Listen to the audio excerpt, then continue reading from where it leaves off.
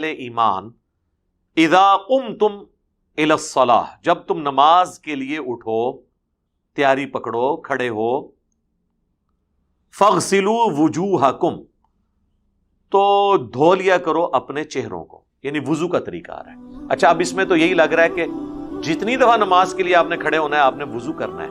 قرآن خاموش ہے اس حوالے سے کہ اگر کسی کا پہلے ہی وضو ہے تو اس نے دوبارہ وضو کرنا ہے یا نہیں کرنا۔ قرآن کے تحت تو یہ کہ جب نماز پڑھنے لگو تو ایک دفعہ وضو ضرور کرنا ہے، تو اس سے تو یہ بھی اشارہ ملتا ہے کہ ہر نماز کے لیے الگ وضو ہونا چاہیے۔ لیکن جو مخالفین ہیں نا، جو منکرین احادیث ہیں، وہ کہیں گے جی یہ تو آپ خود سے مطلب نکال رہے ہیں۔ بھئی دونوں مطلب نکل سکتے ہیں، یہ مطلب بھی نکل سکتا ہے کہ اگر کسی کا وضو ہے تو کرنے کی ضرورت نہیں، اور یہ بھی نکل سکتا ہے کہ جب جب نماز پڑھنی ہے اس نماز کا وضو الگ کرنا ہے۔ سنت ہمیں پھر ڈکلیئر کرتی ہے، صحیح بخاری صحیح مسلم میں کئی احادیث ہیں جو اس کو سپورٹیو ہیں کہ نبی علیہ السلام نے غزوہ خیبر کے موقع کے اوپر ایک وضو سے کئی نمازیں پڑھائیں، اور فرمایا میں نے جان بوجھ کے ایسا کیا ہے تاکہ تمہیں یہ بات بتاؤں کہ وہ حکم منسوخ ہو گیا ہے کہ ہر نماز کے لیے الگ وضو کیا جائے۔ اب ایک وضو اگر قائم ہے تو آپ متعدد نمازیں اس سے پڑھ سکتے ہیں اگر وضو ٹوٹا نہیں ہے، لیکن پریفریبل یہ ہے کہ الگ سے وضو کیا جائے، وہ زیادہ افضل ہے، ثواب کا کام ہے، نور علی نور ہے، وہ کوئی فضول خرچی نہیں ہے، نہ پانی کا ضیاع بھی نہیں ہے۔ تو جب تم نماز کے لیے کھڑے ہو تو وضو کر لو، اور وضو کرنے کا طریقہ کیا ہے؟ چہرہ دھو۔ اب ہم تو شروع میں مسواک بھی کرتے ہیں، کلی بھی کرتے ہیں، ناک میں پانی بھی چڑھاتے ہیں، اس کا ذکر قرآن میں موجود نہیں ہے۔ وہ سارے کے سارے سنت اعمال ہیں، وہ کوئی کر لے تو بہتر ہے، نہ کرے تو کوئی حرج نہیں۔ وضو اس کا تب بھی ہو جائے گا اگر وہ 4 فرائض قرآن والے پورے کر لیں۔ اپنے چہروں کو دھو، وَأَيْدِيَكُمْ إِلَى الْمَرَافِقِ، اور اپنے ہاتھوں کو کونیوں تک، یعنی کونیوں تک کا مطلب ہے کونیاں بھی بیچ میں شامل ہیں۔ جب تک بات ہوتی ہے تو وہ چیز شامل ہوتی ہے، کونیوں تک۔ یہ نہیں بتایا 1 دفعہ 2 دفعہ 3 دفعہ، وہ بخاری مسلم میں آتا ہے 1 دفعہ بھی سنت ہے، 2 دفعہ بھی سنت ہے، 3 دفعہ بھی سنت ہے۔ وَامْسَحُوا بِرُؤُوسِكُمْ، اور مسح کرو اپنے سروں کا، وَأَرْجُلَكُمْ إِلَى الْكَعْبَيْنِ، اور اپنے پاؤں کو بھی ٹخنوں تک۔ اب یہ ہے جو سنی شیعہ کنفلکٹ ہے۔ اہل تشیع کا موقف یہ ہے کہ اور پاؤں بھی ٹخنوں تک کی ضمیر لوٹتی ہے وَامْسَحُوا کی طرف، کہ مسح کرو سروں کا اور پاؤں کا ٹخنوں تک۔ اہل سنت یہ کہتے ہیں کہ یہ ضمیر لوٹتی ہے پچھلی طرف، کیونکہ یہاں پر ارجلکم نہیں آیا، ارجلکم آیا ہے۔ چونکہ پہلے آیا تھا ایدیکم، تو یہاں آیا ہے ارجلکم۔ یہ میں عربی لنگوسٹک میں بات کر رہا ہوں، اس لیے اس کی ضمیر پیچھے کی طرف لوٹ جاتی ہے۔ جب اہل سنت کہتے ہیں کہ یہاں پہ ارجلکم آیا تو وہ کہتے ہیں کہ جی ارجلکم اس لیے نہیں آیا کہ یہ با نے جو زیر دی ہے برؤوسکم کو، وہ برؤوسکم کو جو زیر ملی ہے وہ با کی وجہ سے ملی ہے، ٹھیک ہے؟ اگر با نہ ہوتی تو یہاں پہ بھی رؤوسکم ہی ہوتا۔ خیر، یہ یعنی عربی لنگوسٹک کے اعتبار سے دونوں طرف مطلب جا سکتا ہے۔ اہل تشیع کا موقف اس حوالے سے، یعنی اگر ہم اس کو کمپیئر کریں تو زیادہ مضبوط ہے، اور دوسری شاہ جی طرف نہیں دیکھنا۔ قرآن حکیم کی جو فصاحت اور بلاغت ہے اس کے اعتبار سے یہ والا مطلب بھی کو بعید نہیں ہے، بلکہ زیادہ قریب ہے کہ مسح کرو اپنے سروں کا اور پاؤں کا ٹخنوں تک۔ اور اہل سنت جب اس ضمیر کو پیچھے لوٹاتے ہیں تو وہ یہ کہتے ہیں کہ جی یہاں پر یہ ذکر ہے کہ آپ نے سر کا تو مسح کرنا ہے اور ٹخنوں تک پاؤں کو دھونا ہے، کیونکہ ارجلکم آیا اور یہ پیچھے ضمیر لوٹ جاتی ہے۔ پھر دوسرا وہ یہ کہتے ہیں کہ جی لاجیکلی بھی آپ دیکھیں، جہاں دھونے کا ذکر آیا وہاں پہ اس کی حد بتائی گئی ہے کہ ہاتھوں کو کونیوں تک اور پاؤں کو ٹخنوں تک۔ اگر یہ مسح ہوتا نا تو تک والی بات نہ ہوتی، جنرل ہوتا کہ مسح کرو پاؤں کا، ٹخنوں کا ذکر کرنے کا مقصد یہ ہے کہ اس کو دھونے کی کوئی لمٹ ہے۔ تو جب وہ یہ بات کرتے ہیں وہ کہتے ہیں اچھا پھر آ جاؤ جناب مدان، اگر آپ کی یہی لاجک ہے تو پھر وہ کہتے ہیں ہماری لاجک یہ ہے کہ اسی آیت میں آگے چل کے جو تیمم کا طریقہ آ رہا ہے نہ پاؤں کا مسح ہے اور نہ سر کا، اور وہ کہتے ہیں اس کے پیچھے لاجک یہ ہے کہ وضو میں جو اعضاء دھونے ہوتے ہیں ان کا مسح ہوتا ہے تیمم میں، اور وضو میں جو اعضاء مسح کیے جاتے ہیں وہ تیمم میں ہوتے ہی نہیں ہیں۔ کیسی لاجک ہے؟ ان کے نزدیک وضو میں کون سے دو اعضاء دھوئے جاتے ہیں؟ چہرہ اور کونیا۔ وہ کہتے ہیں بس تیمم میں بھی یہی ہے۔ اور مسح کون سے دو اعضاء پہ ہوتا ہے؟ سر اور پاؤں۔ وہ کہتے ہیں دیکھیں تیمم میں یہ جو مسح والے تھے وہ اللہ نے نکال دیے ہیں، جو دھونے والے تھے ان کو مسح پہ شفٹ کیا۔ ظاہر ہے مسح کے بعد تو پھر زیرو ہی ہونا تھا نا، مسح اس طرف شفٹ ہوا، یعنی آپ دھونے کو کم طرف لے آئیں تو مسح بنتا ہے، اور مسح کو کم طرف لے جائیں تو وہ یہ کہ اس کو چھوڑ ہی دو۔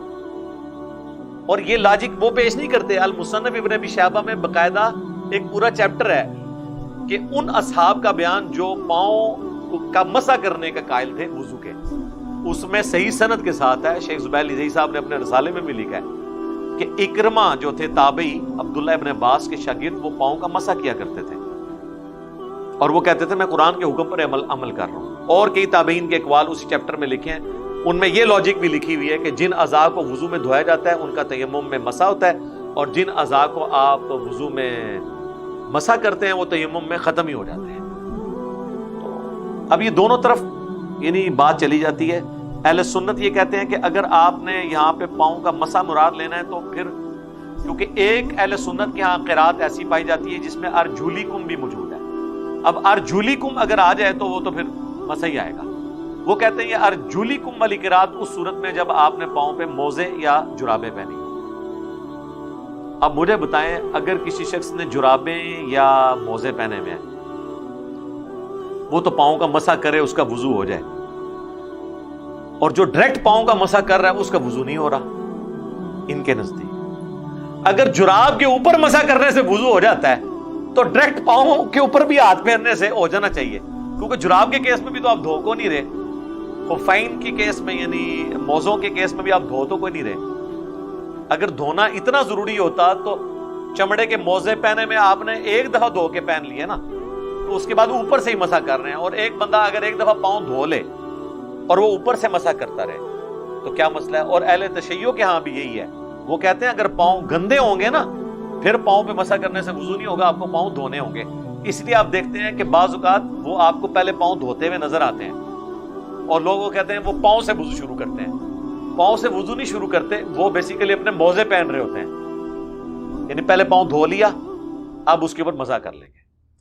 باقی اہل سنت میں تو اتفاق ہے، اہل تشیع میں بھی ایک گروہ ہے زیدیہ جو یمن میں پایا جاتا ہے، وہ پاؤں دھونے کے قائل ہے، لیکن اہل تشیع کہتے ہیں یہ سنیوں کا فرقہ ہے، وہ اپنے آپ کو شیعہ سمجھتے ہیں، کہتے بھی ہیں کیونکہ وہ حضرت علی کو شیخین سے افضل مانتے ہیں اور حضرت میر معاویہ کے بارے میں سخت سٹانس رکھتے ہیں، لیکن چونکہ وہ شیخان کا بہت زیادہ احترام کرتے ہیں اور ان کے اکثر مسائل اہل سنت سے ملتے ہیں، تو اس لیے شیعہ کہتے ہیں یہ اہل سنت کا فرقہ ہے۔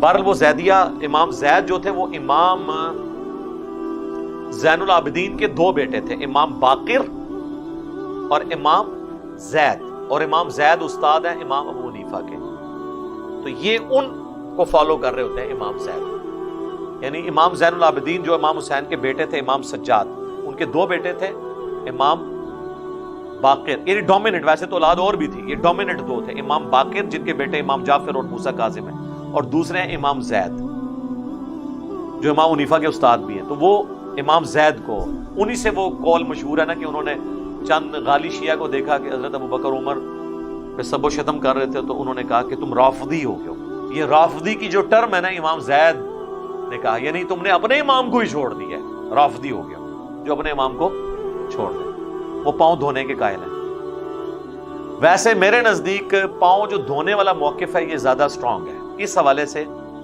کہ وضو میں یہ عموماً ہم جس طرح کی سوسائٹی میں رہتے ہیں پاؤں گندے رہتے ہی ہیں، تسلی نہیں ہوتی۔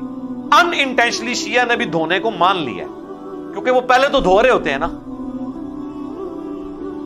تو دھو تو انہوں نے بھی لیا، بعد میں اس کے اوپر مسح کر لیا۔ باقی اگر پاؤں صاف ہو اور کوئی پاؤں کے اوپر مسح کر لیتا ہے تو ہم تو جراب اور چمڑے کے موزوں دونوں پہ قائل ہیں مسح کرنے کے، اس میں میری ویڈیوز ریکارڈڈ ہیں. تو ڈائریکٹ بھی اگر پاؤں پہ کوئی مسح کر لیتا ہے تو اس کا وضو درست ہے. عبداللہ ابن عباس کے شاگرد اکرمہ، ان سے زیادہ کون قرآن جانتا ہے؟ اور اہل سنت کی کتاب ہے المصنف ابن ابی شیبہ. لیکن بعض لوگ نہ وہ حدیث لے آتے ہیں بخاری مسلم سے، وہ کہتے ہیں بخاری مسلم میں حدیث ہے ایک سفر کے دوران ایڑیاں خشک رہ گئی تھیں اصحاب کی نا، تو نبی الاسلام نے کہا کہ ایڑیوں کی وجہ سے عذاب دیا جائے گا. اہل تشیع تو کہتے ہیں یہ حدیث فیبریکیٹڈ ہے کیونکہ قرآن کے خلاف ہے. وہ کہتے ہیں کہ حضرت عثمان غنی کے دور میں وضو کا طریقہ بدلا گیا، پہلے وضو کا طریقہ وہی چلتا تھا. میں اس حدیث کی تعویل کرتا ہوں کہ سفر کے دوران جو بندہ ریگستان کے سفر میں ہے اور وہ وضو کرنے لگا تو اس کو پاؤں دھونے چاہیے، ایڑیاں اس کی خشک نہیں ہونی چاہیے کیونکہ اس کے تو پاؤں گندے ہیں. وہاں پہ شیعہ بھی آپ کو یہ نہیں کہیں گے کہ ڈائریکٹ پاؤں پہ مسح کرو، وہ کہیں گے پہلے پاؤں دھو. تو اس کی تعویل ممکن ہے، ایسا کوئی مسئلہ نہیں ہے. باقی آپ کو صحیح بخاری میں بھی اشارہ ملے گا. اب میں اس طرح کی لینگویج نہیں استعمال کرتا ورنہ آپ کو بری لگے گی، میں کنٹرول الفاظ میں بات کرتا ہوں. صحیح بخاری میں ایک حدیث ہے کہ حضرت علی رضی اللہ تعالیٰ عنہ کوفے کی مسجد میں نا نماز ظہر کے بعد احکامات سکھایا کرتے تھے. چونکہ کوفے میں آپ نے دارالخلافہ شفٹ کر لیا تھا، تو ایک دفعہ آپ نے لوگوں کو وضو کر کے دکھایا. اینڈ پہ انہوں نے وضو کا بچا ہوا پانی کھڑے ہو کر پیا اور کہا کہ میں نے دیکھا ہے کہ تم لوگ کھڑے ہو کر پانی پینے کو معیوب سمجھتے ہو، جبکہ میں نے نبی الاسلام کو کھڑے ہو کے پانی پیتے ہوئے دیکھا ہے. عمومی سنت بیٹھ کے پانی ہے، لیکن کھڑے ہو کے بھی اگر کوئی پانی پیے تو جائز ہے، حرام نہیں ہے. وہ صحیح مسلم کی حدیث جو کھڑے ہو کے پانی پیے وہ کیا کر دے وہ منسوخ ہے اس حدیث کی وجہ سے. تو سیدنا علی نے عمل کر کے بتایا. اب اس میں بڑے حیران کن بات ہے، وہ اتنی لمبی حدیث ہے لیکن اس میں الفاظ پتہ کیا ہیں؟ راوی کہتا ہے کہ حضرت علی نے وضو کیا، اس کے بعد یعنی وضو میں انہوں نے پھر ڈیٹیل دیکھیں کیا بیان کرتا ہے. چہرہ دھویا، دونوں ہاتھ کونیوں سمیت دھوئے. آگے آگے نہ راوی بھول جاتا ہے کہ دھویا یا مسح کیا.